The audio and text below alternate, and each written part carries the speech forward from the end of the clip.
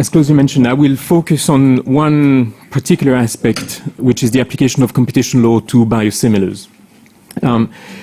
Before going into the detail of the issues, a quick word as to why focusing on competition law applied to biosimilars, or the application of competition law rules to biosimilars. And as often, a nice picture tells more than a million words. So I thought to use this very powerful picture describing what a biological medicine is compared to a small molecule or chemical medicine to illustrate why there may actually be slightly different competition issues applicable to biosimilars or biologics and biosimilars. So this is taken from a very useful guide by the European Medicines Agency explaining the regulatory process for the approval of biosimilars to healthcare professionals. And this illustrates on the one side what a small molecule is graphically, and you will quickly understand why it's called a small molecule as opposed to a large molecule biologic at the other end of the spectrum. So what you have there is an insulin, so it's a small molecule. You have a small biologic, and then you have a large biologic, so typically a monoclonal antibody, which is what most of the more recent biosimilars in the oncology space are all about. So when we talk about a biologic and then a biosimilar, we're talking about replicating that large, complex structure on the right of this slide. And so it's a complex structure, we can see that, and it's made of living organisms. So any biologics is made of living organisms, and that means that there is an inherent degree of variability in the structure. And so those two elements, the sort of the complex structure of the molecule and its natural variability, mean that replicating a biologic to produce a biosimilar is not an easy exercise, or is a lot more complex than simply replicating a small molecule in a generic. And that is reflected in the sort of the regulatory process or the approval process for biosimilars. So I'm sort of quickly comparing the process for the approval of a generic with that of a biosimilar, and that will later explain a number of the points I will be making in relation to competition law once we apply those rules to biosimilars. So for biosimilars, and this is going back to what I was saying about the large and complex structure and the variability in the molecule structure, there's a very complex manufacturing process. So that's true of biologics. It's obviously true of biosimilars. And often we say that for biologics and therefore biosimilars, the process is the product. Once you've identified the molecule, that's only a small part of the puzzle. Then you need to be able to establish a manufacturing process that ensures that you can replicate that molecule with within sort of approved variability parameters. And so there is a very complex process that's worked out by the innovator, but that will also have to be worked out by the biosimilar company. That has an impact on the development process. There are more studies required for a biosimilar than for a generic. And there are more studies in relation to the sort of the comparability of the product, but then there are also studies required for proving the safety of the biosimilar. And then there's a complex piece of operational development to qualify your manufacturing line. All this complexity leads to a lower success rate for biosimilars than for generics, where in generics it's easier to copy, it is a lot more complex to copy for biosimilars, and so that leads to a lower success rate for these molecules. And then that leads to higher costs, to bringing a biosimilar to the market compared to taking a generic to the market. There's also a timing implication. The development process is a lot longer for a biosimilar than it is for a generic. So typically, we use a time scale of 6 to 9 years for the development of a biosimilar. So there's probably about 3 to 4 years of sort of pure studies, and then that 4 or 5 years of operational development, developing my manufacturing process at a sufficiently stable level. So it takes much longer. So what does that mean for biosimilar companies? Well, it means that there are different competitive dynamics, and that will bring me to competition law. So the first piece of the puzzle is common to generics. The purpose of bringing biosimilar medicines on the market is to generate savings because prices will go down inevitably. Those savings will improve access, and then that can release money that can be injected in paying for newer, more expensive therapies. That's common to generics. But biosimilars are not generics, and so there are also specificities in the competitive dynamics that apply here. First, all this complex development process that I explained in competition law terms constitute barriers to entry. So there's a higher development cost, longer lead times. That means higher barriers to entry. Manufacturers will also require a higher return on investment because they invest for a much longer period of time more money into the development of biosimilars than they do for the development of generics. And so that means that any delay or restriction to access to the full scope of the market opportunity could have a significant impact on that return for investment and therefore on the attractiveness for companies to invest in the biosimilar space. Okay, so how does that make the application of competition rules different in the biosimilar space? If we look at, there's quite a rich body of sort of cases and case law on competition law and generics, and these were sort of nicely explained in the 2009 sector inquiry by the European Commission. And that went through what the Commission called a toolbox of restrictive strategies. And so if we look at those restrictive strategies, I think some of them are less likely to apply to biosimilars because of these different competitive dynamics that I explained, whereas some are probably more likely to apply. And so we'll go through those. So starting with the less likely tools, and spending a bit less time on those than the more likely tools. So less likely, and that ties in with last comment about getting to the end of an era, are sort of reverse patent settlements or pay for delay cases, because given the size of both the size of the investment that needs to be put in by the biosimilar company, and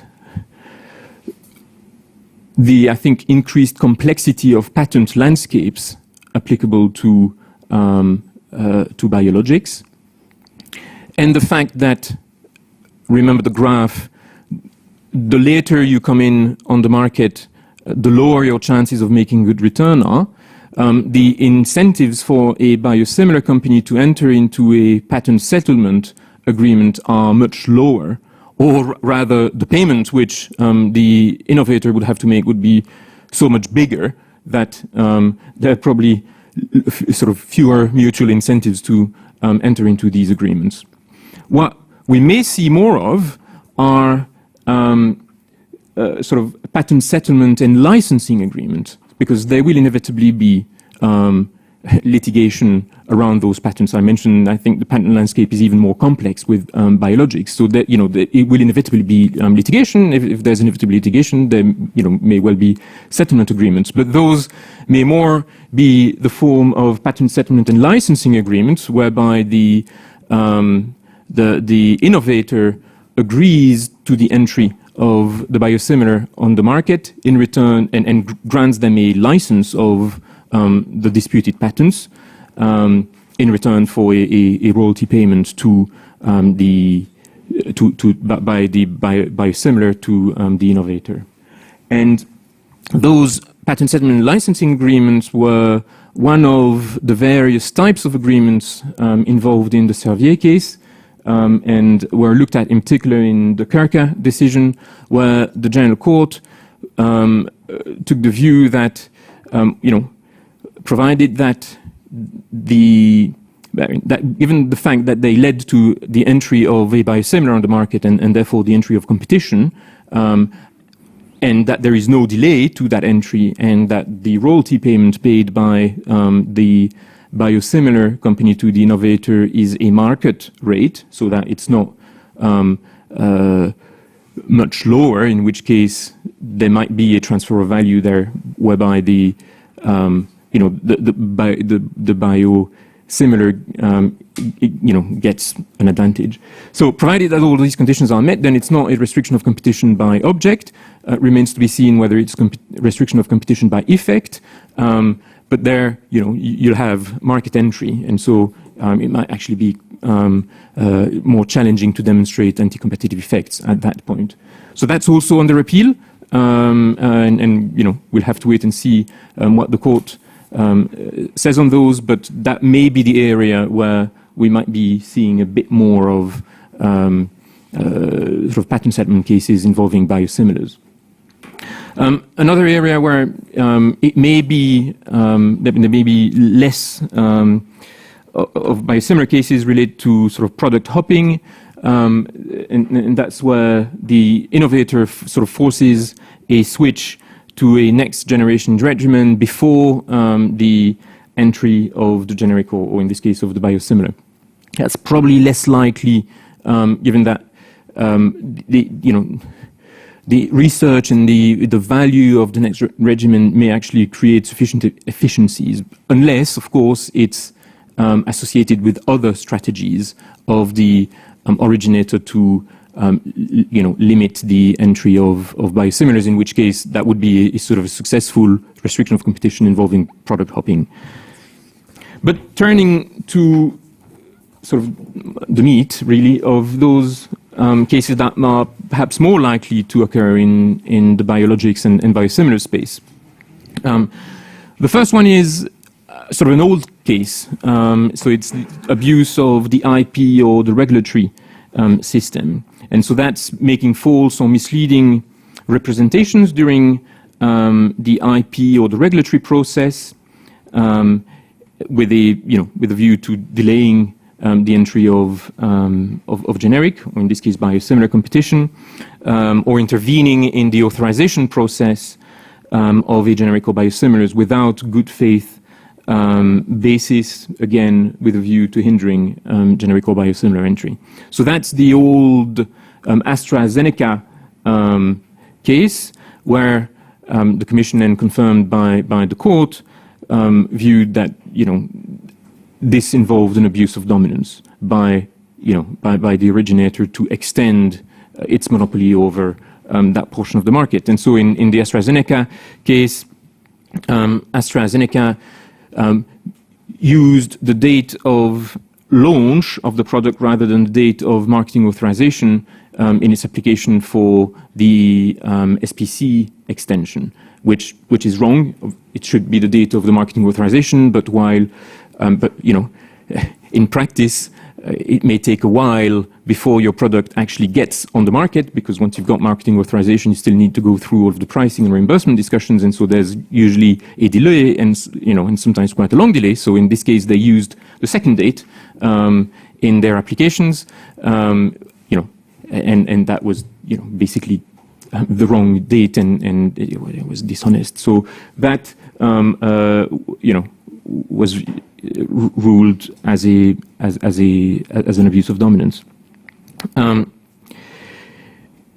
So if we take that logic in the biosimilar space, there's probably more scope for the originator to interfere in the regulatory process.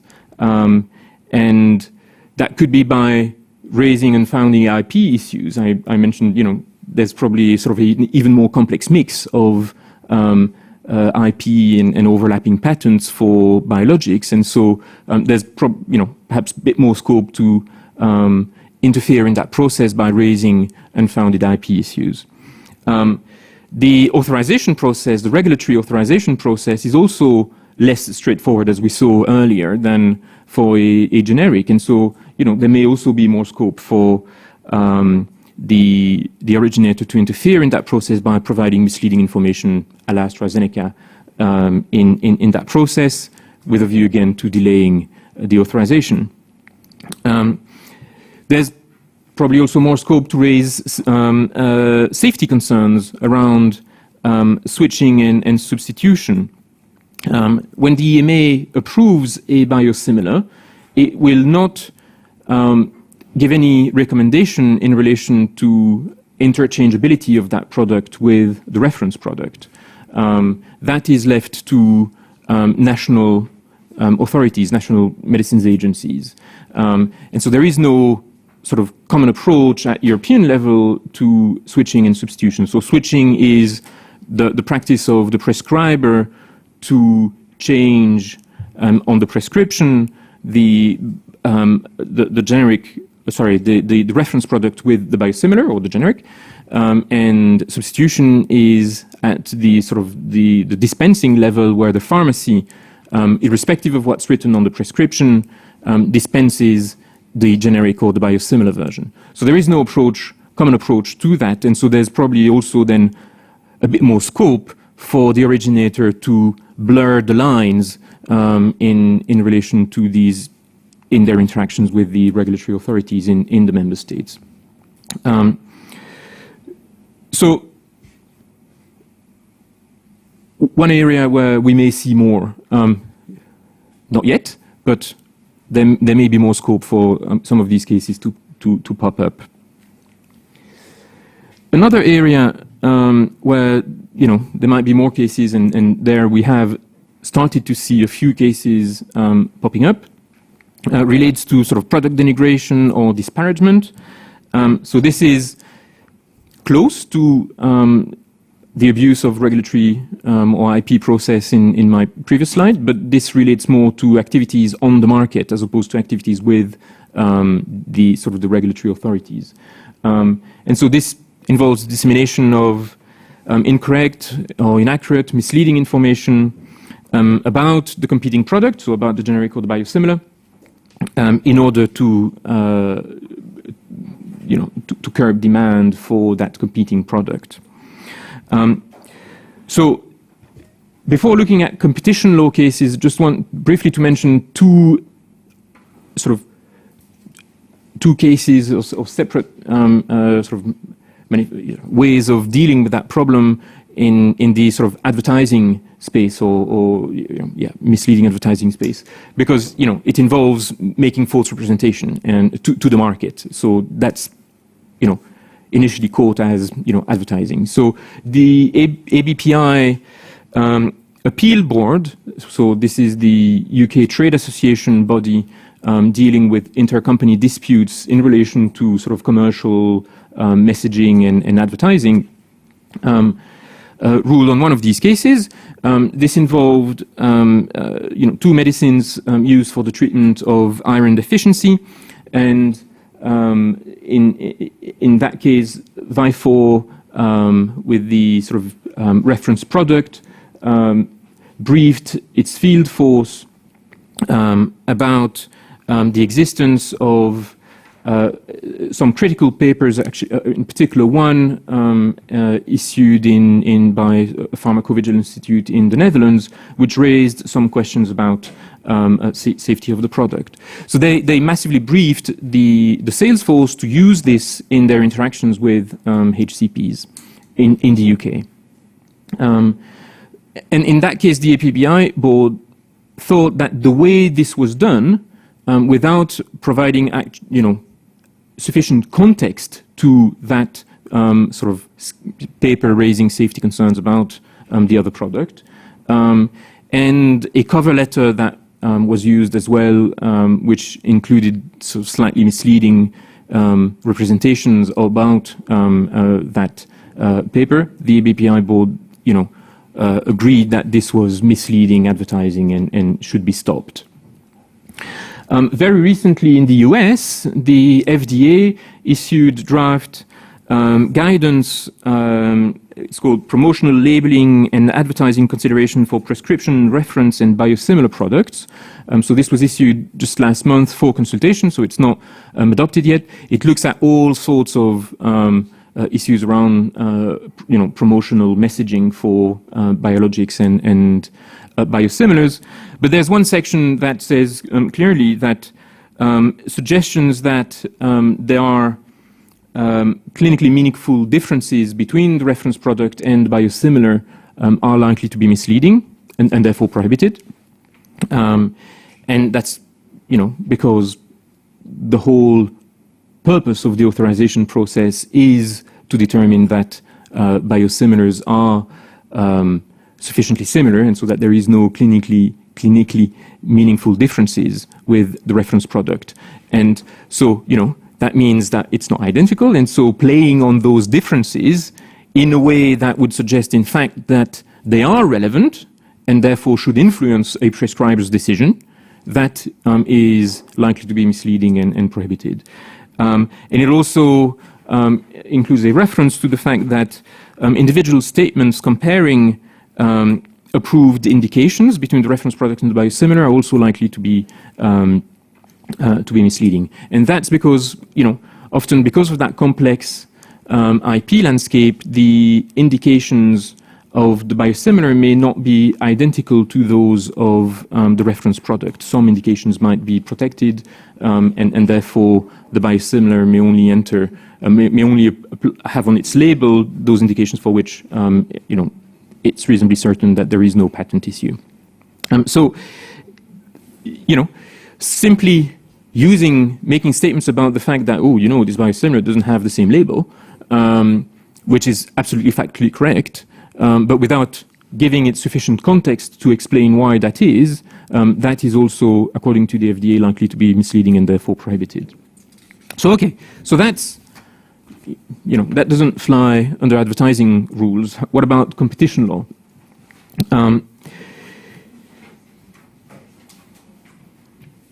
Two areas here, a little bit of European case law and then some national cases. So first, sort of the easier.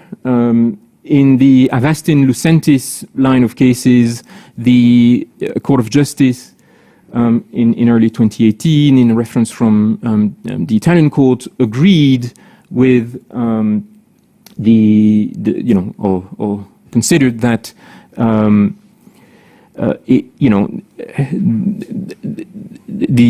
sort of the concerted approach by Roche and Novartis to disseminate what could be seen as misleading information about the off-label use of these products or of Avastin for the treatment of conditions that Lucentis is indicated for.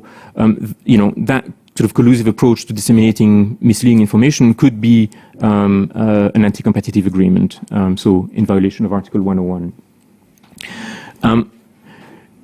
So quite specific because, those two companies were involved in this particular fact pattern.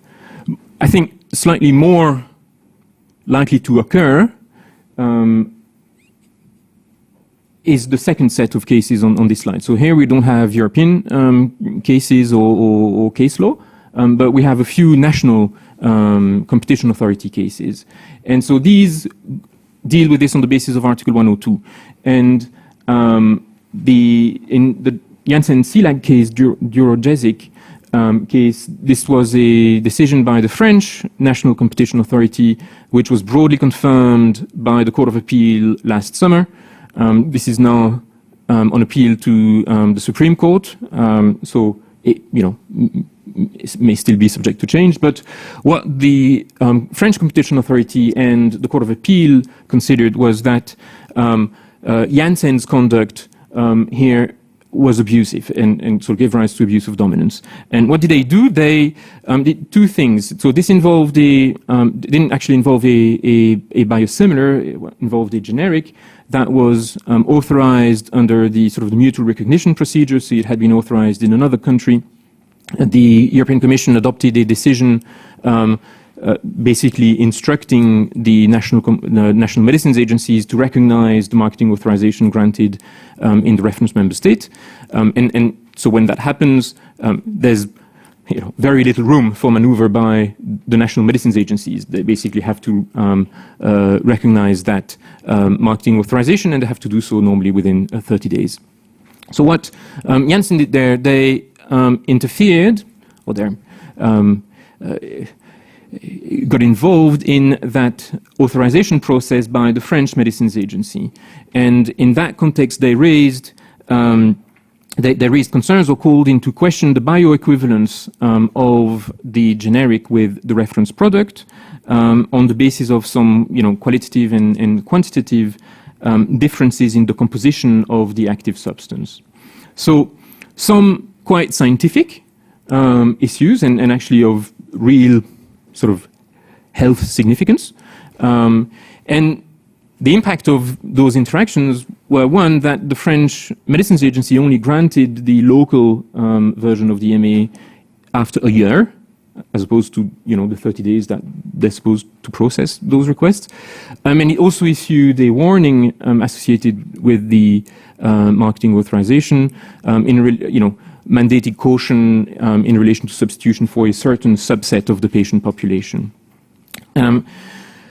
Janssen also disseminated to healthcare professionals, or according to the competition authority, involved in sort of a disparaging campaign where they basically very broadly disseminated the warning of the French Medicines Agency, but did so in a misleading way by not providing the full context, or by suggesting that the warning, even though it applied only to certain subset of the patient population, that it could actually apply to the entire patient population. So the way they disseminated it was misleading.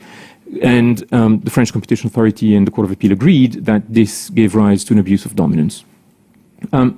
So taking this to the biosimilar context, where we have clearly more differences between the reference product and the biosimilar, because they're not identical copies, there may be more scope for these comparison exercises done by the originator with healthcare professionals to sort of drive the prescription pattern to stay with the reference product. And so we might be seeing more of those cases.